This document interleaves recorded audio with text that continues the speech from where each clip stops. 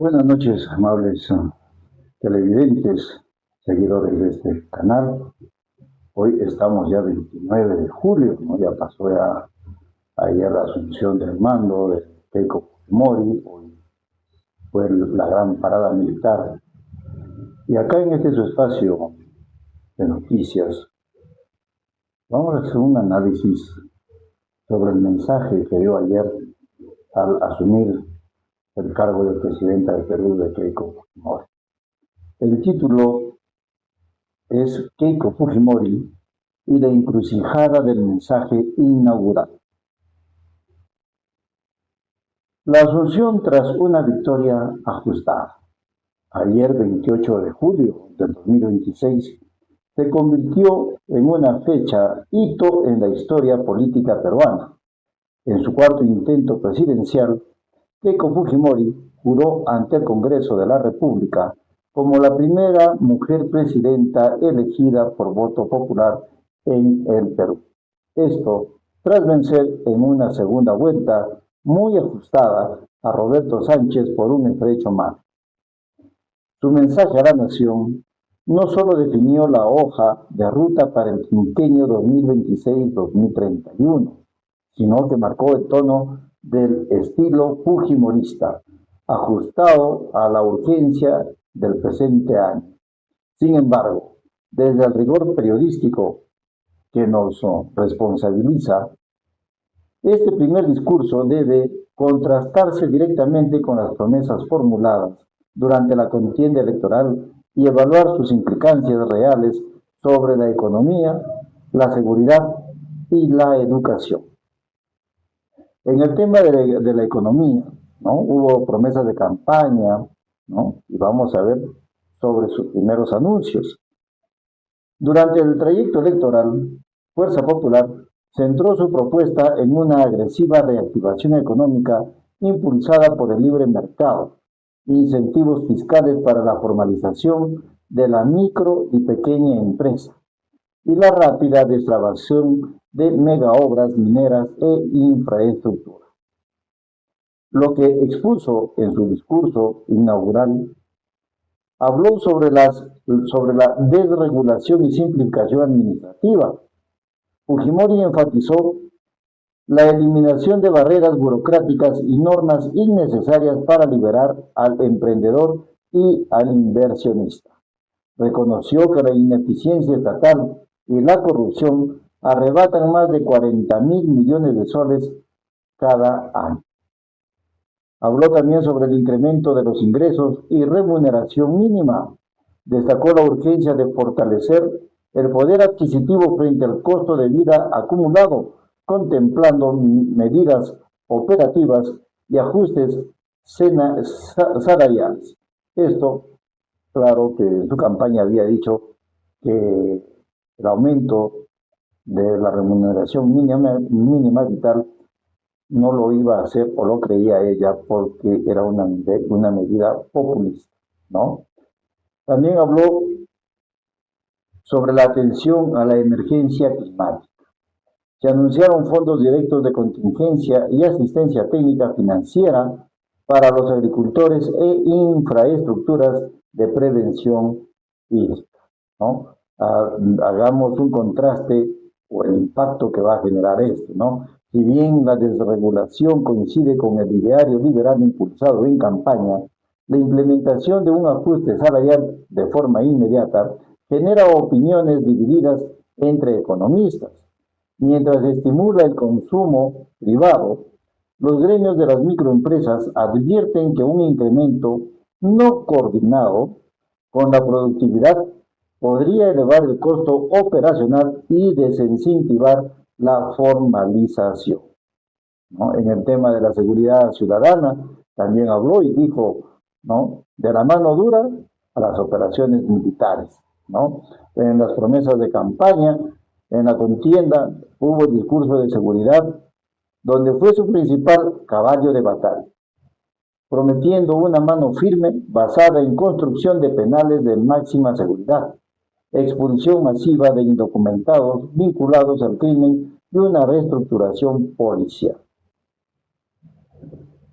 En su discurso inaugural, mencionó sobre la intervención temporal de las Fuerzas Armadas. Se confirmó que las Fuerzas Armadas asumirán temporalmente el control del orden interno y la protección de carreteras e infraestructuras críticas en coordinación con la Policía Nacional del Perú para golpear al crimen organizado, hablando del sicariato y la extorsión, ¿no? También habló sobre la lucha confrontacional contra la extorsión. Hizo alusión explícita al flagelo de los cupos que sofocan al comerciante y mototaxista. También el sector transporte en general, ¿no? Los transportistas de unidades móviles urbanas en Lima principalmente. También habló sobre la solicitud de facultades delegadas, ¿no? Anunció que enviarán al Parlamento solicitudes de facultades para decretar reformas operativas, procesales y penitenciarias urgentes. El despliegue de las Fuerzas Armadas responde a la urgencia social, pero los analistas en seguridad recuerdan que los estados de emergencia prolongados en años previos no resolvieron la brecha de inteligencia ni la impunidad en la Fiscalía. La efectividad dependerá si las facultades solicitadas fortalecen la investigación penal o si solo representan un despliegue disuasivo en las calles, ¿no? Bueno, esto aparte es muy verídica, ¿no? Ya desde, como se llama Dina Boluarte, ya declaró en estado de emergencia distritos, algunas regiones, pero sigue la inseguridad, ¿no? Recordemos ahí en Patás lo que sucedió, donde mataron mineros, ¿no? Ahí hay guerra prácticamente por socavones de minas, ¿no? También habló sobre la educación, ¿no? Durante el debate político se ofrecieron mejoras sustanciales en la infraestructura escolar rural, retorno a la meritocracia docente y conectividad digital garantizada en colegios públicos, ¿no? Habló de la infraestructura y la conectividad, ¿no? Hablando de ese tema, se planteó cerrar la brecha en servicios básicos e infraestructura educativa con énfasis en alianzas y esquemas de ejecución rápida como obras por impuestos y colaboración privada para llevar conectividad. Sobre la juventud y el empleo, en su discurso incluyó incentivos específicos para el primer empleo y becas de capacitación para jóvenes que no estudian ni trabajan, ¿no? El contraste de este tema es el desafío que radica en pasar del anuncio a la ejecución presupuestal, ¿no? Ya sea regional o centralizada. La descentralización actual presenta severos problemas de ejecución sin una reforma, ¿no? La reforma tiene que ser una reforma profunda, principalmente los gobiernos regionales y locales. Las iniciativas de infraestructura corren el riesgo de quedar atascadas en expedientes técnicos fallidos, ¿no? Y lo que opinan pues la gente de a pie, ¿no? Los microempresarios, ¿no? Los microempresarios, por ejemplo, como son los bodegueros, los que venden ropa en gamarra, los transportistas, ¿no? Aquellos que son, como decían, empresas formales y también los ilegales, los piratas que decimos nosotros, ¿no? Ellos ven con urgencia lo que es el tema de seguridad, ¿no? Pero esto con respecto a la extorsión y al cobro de cupos, que son vistos ya pues como el principal obstáculo para que ellos puedan trabajar, ¿no? Han recibido algunos digamos, de una manera agradable la participación militar, el anuncio de que van a participar, ¿no? El ejército y la desregulación, pero exigen resultados medibles a corto plazo, a cortísimo plazo, ¿no?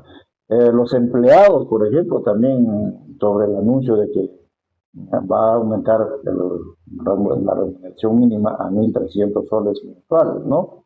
Ven con preocupación inmediata, ¿no? La canasta básica y la generación de empleo formal. Recordemos que, según estadísticas, ¿no? Casi el 70% de microempresarios trabajan de forma ilegal, ¿no? Ellos pues ven con expectativa un aumento del salario mínimo aunque persiste la desconfianza respecto a si la polarización política irá a afectar la gobernabilidad. Ya dijeron los microempresarios que no ha habido coordinación con ellos sobre el aumento del sueldo mínimo vital, ¿no? O el ingreso mínimo vital, ¿no? Ahora a los sectores de oposición y organizaciones políticas y sociales, ¿no? Ellos creen en una incertidumbre constitucional o institucional, hacen cuestionamientos respecto al equilibrio de poderes y el desempeño democrático, ¿no? Mantienen un nivel de escepticismo sobre si el gobierno respetará plenamente los contrapesos o si priorizará agendas particulares, ¿no? En este caso, son agendas partidarias. Bueno, ya vimos ahí también sobre los ministros, ya vimos a dos candidatos, pero mal no recuerdo que fueron candidatos a la presidencia, ahora ya están como ministros, ¿no? En conclusión, vamos a decir que el mensaje presidencial de Keiko Fujimori buscó balancear el pragmatismo económico con el rigor en seguridad. La narrativa viró de la confrontación de campaña hacia la reconciliación y la gestión. No obstante, el éxito o fracaso de este mandato no se medirá en el énfasis del discurso, sino en la capacidad de su gabinete para contener la extorsión criminal en el corto plazo y destrabar la inversión sin incrementar las grietas de la polarización política. Entonces, eso es lo que podemos decir también nosotros, en nuestra opinión, respecto, ¿no?, al mensaje inaugural de su gobierno de Keiko Fujimori. Como dicen, hay que recordar que justo antes de que empiece a dar su discurso, la bancada de Juntos por el Perú y otra bancada más se retiraron del Congreso, ¿no? Y mostraron las fotos de las personas muertas en Puno. Se retiraron haciendo arengas, pidiendo justicia para los muertos, ¿no? Entonces, por ahí vemos todavía un divisionismo político y como decía Keiko Fujimori, quiere hacer un gobierno de reconciliación, ¿no? Y ya tenemos que ver, si quiere hacer reconciliación, tiene que haber, como dicen, justicia. Y no ha mencionado pues prácticamente nada sobre las peticiones del pueblo y de algunas instituciones sobre la derogatoria de las leyes pro crimen que se llama. Veremos qué sucede. Haremos también mañana ya un video con el análisis sobre los ministros. Como decimos ahí, ya tiene dentro del grupo de ministros a algunos ex candidatos a la presidencia. Gracias por seguirnos. Dejen sus comentarios debajo de los videos ahí en nuestro canal en YouTube, ¿no? En Panorama Informativo. Será hasta una próxima edición.